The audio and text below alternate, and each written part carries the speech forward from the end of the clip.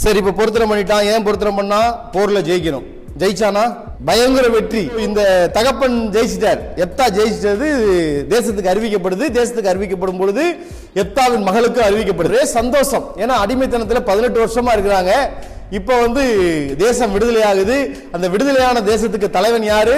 எப்தா. அதுவும் எத்தனாவது தலைவன்? 9வது தலைவன், நியாயாதிபதி அப்படிங்கிற ஒரு பட்டம் வேற. ஜெயிச்சுட்டு அப்படியே ஆரவாரத்தோட தன்னுடைய தேசத்துக்குள்ள வர்றான். அவன் வீட்டு வாசற்படியிலிருந்து யார் வர்றான்னு பாத்தீங்கன்னா அவருடைய ஒரே குமாரத்தி. எப்தாவுக்கு நிறைய சகோதரர்கள் இருந்தாங்க. இவனுடைய தகப்பனுக்கு அநேக புத்திரர்கள் இருந்தாங்க. ஆனா எப்தாவுக்கு ஒரே ஒரு மகள் தான் இருந்தா. நல்லா கவனிக்க வேண்டியது. இப்ப தம்புரு வாசித்து தன்னுடைய தந்தையின் வெற்றியை கொண்டாடி கொண்டே வருகிறாள் இந்த எப்தாவின் மகள். இப்ப பாருங்க, ஒரு தேசத்துக்கு வெற்றிக்கு சொந்தக்காரனா வந்திருக்கிறான், முக்கியமான ஆளா வந்திருக்கிறான். தன்னுடைய மகள் எதிர்த்து வந்தோன்னே அப்படி உடஞ்சு போயிட்டான்.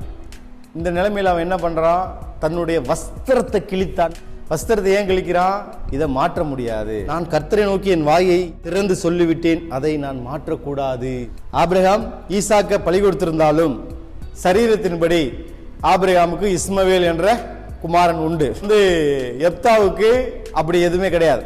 எப்தாவுக்கு அடுத்த வாரிசு எதுவுமே கிடையாது. ஒரே ஒரு குமாரத்தி தான்.